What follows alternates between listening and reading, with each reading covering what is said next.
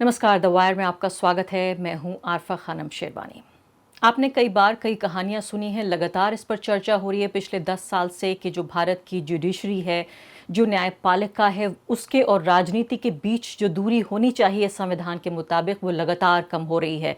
कई बार आरोप लग रहे हैं जजों के ऊपर कि वो राजनीतिक रूप से एक तरह का कॉम्प्रोमाइज़ या समझौता कर रहे हैं, या फिर जिस तरह से जो हमारे सियासतदान हैं, जो बात पसंद है उसी तरह से फैसले दे रहे हैं। कई तरह के सवाल आम जनता के बीच में जो ट्रस्ट है जुडिशरी को लेकर, वो बहुत कमज़ोर हुआ है। ये मैं कहूँगी जिस तरह से लगातार फाशीवाद की तरफ भारत आगे बढ़ रहा है, ऐसे में एक हिस्सेदारी कम से कम हमारी जुडिशरी की भी मानी जा रही है। आज इसी बात की एक वानगी, एक उदाहरण के तौर पर कलकत्ता जो high court, Calcutta high court के एक जज हैं, उन्होंने इस्तीफा देकर उसके कुछ ही घंटों के भीतर बीजेपी ज्वाइन कर ली है। ये हैं जस्टिस अभिजीत गंगोपाध्याय। इनका टीएमसी से रिश्ता तो काफ़ी ख़राब रहा है। 2018 से कैलकाटा हाई कोर्ट में ये जज हैं। उन फैसलों का भी मैं जिक्र करूंगी। मेरे साथ जस्टिस गोविंद माथुर मौजूद हैं। इससे पहले भी आप वायर पर उन्हें देख चुके हैं। बेबाक आवाज़ हैं वो, और वो रह चुके हैं, चीफ जस्टिस रह चुके हैं इलाहाबाद हाई कोर्ट में। इनसे महत्वपूर्ण मुद्दों पर मैं चर्चा करूंगी। दोनों जुडिशरी से जुड़े हुए हैं, उसकी निष्पक्षता पे जुड़े हुए हैं, इससे जुड़े हुए हैं। बहुत बहुत शुक्रिया जस्टिस माथुर आपका इस चर्चा में भाग लेने के लिए, इस इंटरव्यू के लिए सहमत होने के लिए। मैं दर्शकों को एक दो बातें बताती हूँ जज साहब के बारे में, फिर मैं आपकी तरफ आऊँगी सवाल लेकर। तो जब उनके बारे में मैं रिसर्च कर रही थी तो उन्होंने ये कहा कि भाई मेरी आत्मा की आवाज़ है, अदालत में मेरा काम, जितना मुझे यहाँ पर भागीदारी देनी थी वो ख़त्म हो चुका है। और चूँकि बंगाल के लोग बहुत परेशान हैं, और ख़ासकर वो लोग जो जेलों में सड़ रहे हैं, वो लोग जो शिक्षा के क्षेत्र से आते हैं, मुझे लगता है कि अदालत के ज़रिए मैं अपना काम नहीं कर सकता था, इसलिए मैं पॉलिटिक्स में आ रहा हूँ। यहाँ पर सबसे ज़्यादा हैरानी की बात यह है कि पहली बात तो भारतीय जनता पार्टी को चुनना, एक ऐसी पार्टी जो कि केंद्र में है और पश्चिम बंगाल में लगातार अपनी राजनीतिक ज़मीन तलाश करने की कोशिश कर रही है, उनकी पार्टी का जो सिलेक्शन है, चॉइस है, वो भी अपने आप में हैरान करने वाला है। और इसके अलावा जो कई चीज़ें 2018 से, जब से वो कैलकाटा हाई कोर्ट में हैं, तब से जो प्रकाश में आई हैं, उसको भी देखने वाला है। यानी कि इसमें एक और बात, कई लोग इस बात जानते भी होंगे कि चर्चा ये हो चुकी है कि ये ऐसे सर्विंग जज हैं जिन्होंने लोकल टीवी चैनल को इंटरव्यू दिया था, जिसके बाद से सुप्रीम कोर्ट को इंटरवीन करना पड़ा और कहना पड़ा कि सिटिंग जज इस तरह से इंटरव्यूज़ नहीं देंगे। तो मैंने आपको बताया कि हाई कोर्ट में ये मई 2018 से है, और कई बार जो हैं जिस तरह के उन्होंने ऑर्डर्स इग्नोर किए, जो लार्जर बेंच के, बड़ी बेंच के ऑर्डर्स थे, उसको भी इग्नोर किया। इसके अलावा इन्होंने टेलीविज़न चैनल को इंटरव्यू दिया, और उन्होंने सुप्रीम कोर्ट की जो रजिस्ट्री होती है उसको भी डायरेक्शन दे दिया था। और 2022 से आप ये देखिए कि इन्होंने कई तरह इस तरह के जो ऑर्डर्स हैं पास किए, जिसमें सेंट्रल एजेंसीज़, यानी पश्चिम बंगाल का केंद्र, जो राज्य का दायरा है, उसको लांघ कर जो केंद्र की एजेंसीज़ हैं जैसे सीबीआई, ईडी, उनको काम सौंप दिया कि इन्वेस्टिगेट कीजिए आप। स्कूल जॉब्स का एक स्कैम का मामला, एक भ्रष्टाचार का मामला सामने आया था पश्चिम बंगाल में, और तब से लगातार जिस तरह से ममता बनर्जी के भतीजे के ऊपर कमेंट किया, सीधे तौर पर पता चल रहा था कि किस तरफ ये जा रहे हैं जज साहब। जस्टिस गोविंद माथुर, मैं सवाल जवाब का सिलसिला शुरू करती हूँ। एक लंबी प्रस्तावना हो गई है। मैं आपसे ये जानना चाहती हूँ कि जब आपने इन साहब का नाम सुना, अभिजीत गंगोपाध्याय, और कुछ ही घंटों के भीतर इनकी एक पॉलिटिकल पार्टी को ज्वाइन करने की खबर सुनी, तो क्या प्रतिक्रिया आपकी है? अरफा जी, मैं इस विषय को ज्वाइन करने का पहले इच्छुक नहीं था, लेकिन जिस तरह से सारा घटनाक्रम आगे बढ़ रहा है और जिस तरह से मेरी मदर इंस्टीट्यूशन की रेपुटेशन स्टेक पर है, मुझे लगता है कि अब इस पर चुप रहना उचित नहीं होगा। इसलिए मैं आपसे ये पूरी बात इस सिलसिले में करूँगा। अ, सबसे पहली मेरे को ये बात लगी कि एक जज जो कि अपना ऑफिस होल्ड कर रहे हैं, क्योंकि रेजिग्नेशन से पहले उन्होंने 2 दिन पहले कह दिया था कि मैं अपना ऑफिस छोड़कर 2 दिन बाद छोड़ने वाला हूँ। उसके बाद मैं पॉलिटिक्स जॉइन करने वाला हूँ, और उसके इमीडिएटली बाद में उन्होंने जो निर्णय लिया एक राजनीतिक दल को जॉइन करने का, उससे मुझे इस बात का आभास होता है कि वो पहले से ही राजनीतिज्ञों के, राजनीतिक दल के प्रतिनिधियों के कहीं न कहीं संपर्क में थे। मैं मानता हूँ कि ये किसी भी जज के लिए उचित नहीं है। डॉक्टर भीमराव अंबेडकर ने और हमारी संविधान निर्मात्री सभा ने कहा था कि हम हाई कोर्ट जजेस और सुप्रीम कोर्ट जजेस हमारे सुपर ह्यूमन बीइंग्स होंगे। हम उनसे ये अपेक्षा करते हैं, ऐसा हमारी संविधान निर्मात्री सभा ने ये अपेक्षा की कि ये सुपर ह्यूमन बीइंग्स कॉन्स्टिट्यूशन के लिए कमिटेड होंगे और इनके ऊपर अपनी निजी विचारधारा, निजी संबंध, ये सब चीज़ें दरकिनार की जाएगी और मेनली ये सारा का सारा अपना निष्ठा पूरी तरह से कॉन्स्टिट्यूशन के साथ रखेंगे। लेकिन जिस ढंग से जो कलकत्ता हाई कोर्ट में पिछले दिनों ऑर्डर्स हुए, डिवीज़न बेंच के ऑर्डर के बावजूद भी जो ऑर्डर हुआ, जिस तरह से और मीडिया को जिस तरह से बातें कही गई और उसके तत्काल बाद में इमीडिएटली एक राजनीतिक दल को जॉइन करने का निर्णय लिया गया। ये मुझे लगता है कि एक जज के कोड ऑफ कंडक्ट के अनुकूल नहीं है। हमारी संविधान निर्मात्री सभा ने जो अपेक्षा जजेस से की, उसके अनुकूल नहीं है। पहले भी ऐसा हुआ है, लेकिन जब भी ऐसा किया गया तो मुझे लगता है कि जजेस इस मामले के अंदर अपनी निष्ठा में खरे नहीं उतरे और आज भी स्थिति यही है। न्यायपालिका की अस्मिता को एक चुनौती है।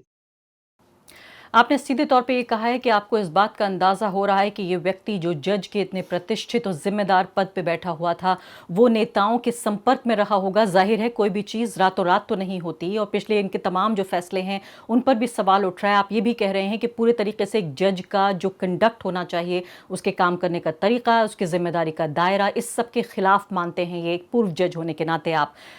जस्टिस गांगुली मुझे ये बताइए, जस्टिस माथुर मुझे ये बताइए कि जिस तरह से इस पूरे मामले को हम देख रहे हैं, कई सवाल ये उठ रहे हैं।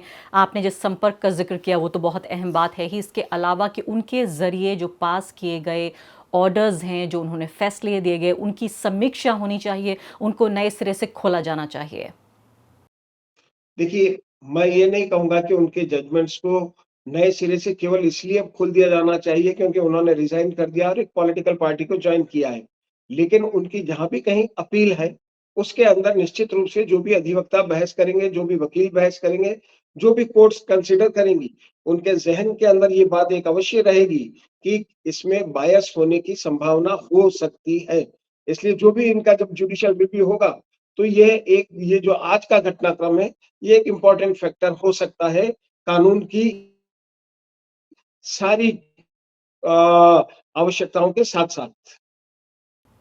इसमें अगला महत्वपूर्ण सवाल ये पैदा हो रहा है कि एक पूरा कल्चर जो पैदा हो गया है इम्प्यूनिटी का। इसमें चलिए ये तो हाई कोर्ट के जज थे, सुप्रीम कोर्ट के जज, चीफ जस्टिसेस जिस तरह से सीधे तौर पर जा रहे हैं जुडिशरी से, न्यायपालिका से रास्ता सीधे एक पूरा पुल बन गया है कि आप सुप्रीम कोर्ट से या दूसरी अदालतों से सीधे आप जा सकते हैं अगर संसद में। तो एक पोस्ट रिटायरमेंट, एक तरह का रिहैबिलिटेशन, एक पुनर्वास की तरह जज देख रहे हैं। ये तो बड़ी ही ऐसी बात है कि अब ये इन्होंने कलकत्ता हाई कोर्ट के जज थे, इससे पहले कि हम सुप्रीम कोर्ट के जजों को देख चुके हैं, हम चीफ जस्टिस ऑफ इंडिया को देख चुके हैं। तो ये तो बिल्कुल एक तरह का उदाहरण बन गया है, एक पूरा सेट फॉर्मूला बन गया है कामयाबी का। बहुत अफ़सोसजनक है ये बात। देखिए, हमारा जब से प्रश्न ये आ रहा है कि हमने न्यायपालिका को एक एक ऐसी बॉडी के रूप में हमेशा उसकी कल्पना की है, जो पूरी तरह से निष्पक्ष होगी और इसलिए हमारी जो ओथ होती है, वो भी हमारे संविधान के प्रति निष्ठा की है, संविधान को अपहोल्ड करने की है, बिल्कुल फेयर और फियरलेस वर्क करने की है। लेकिन लगता है कि अब हमने अपने न्यायिक कार्य को, हमारी जुडिशियल वर्किंग को एक मिशन की जगह कैरियर समझ लिया है। इसीलिए अगर आप देखेंगे कि बहुत बड़े-बड़े फंक्शंस के अंदर हम स्टेज शेयर करते हैं, ऐसी दौड़-भाग लगी रहती है। इसलिए मैं हमेशा मानता हूँ कि जिस तरह से सीएजी के लिए या यूपीएससी के चेयरमैन के लिए या पब्लिक सर्विस कमिशंस के चेयरमैन के लिए एक कॉन्स्टिट्यूशनल प्रोहिबिशन है पोस्ट रिटायरमेंट किसी भी तरह के एम्प्लॉयमेंट के या कोई अल्टरनेटिव एंगेजमेंट के लिए, ये गंभीरता से सोचना चाहिए कि जजेस के लिए भी इस तरह से एक बाध्यता हो, ये पूरी तरह से प्रोहिबिशन हो। क्योंकि हमारे संविधान निर्माताओं ने ये कल्पना की थी कि जजेस कभी ऐसी इच्छा नहीं करेंगे कि उनको पोस्ट रिटायरमेंट कुछ मिले। लेकिन हम लोग अनफॉर्चुनेटली उनके उस पैमाने पर खरे नहीं उतरे और अब हम उसी तरह अपने करियर बनाने के लिए, अपने बच्चों के करियर बनाने के लिए उसी तरह दौड़-भाग में लगे हैं, जिस तरह एक साधारण आदमी लगा रहता है और ये एक चिंता का विषय है। इसमें सारी जुडिशरी से जुड़े हुए लोगों को, मीडिया को और जितने भी बुद्धिमान बुद्धिजीवी लोग हैं, सबको इस बात को बहुत अच्छी तरह सोचना चाहिए कि कहीं न कहीं हम अपनी संस्था को अपने व्यवहार से एक गहरा आघात पहुँचा रहे हैं और ये इंजरी इतनी आसानी से भरी नहीं जा सकेगी।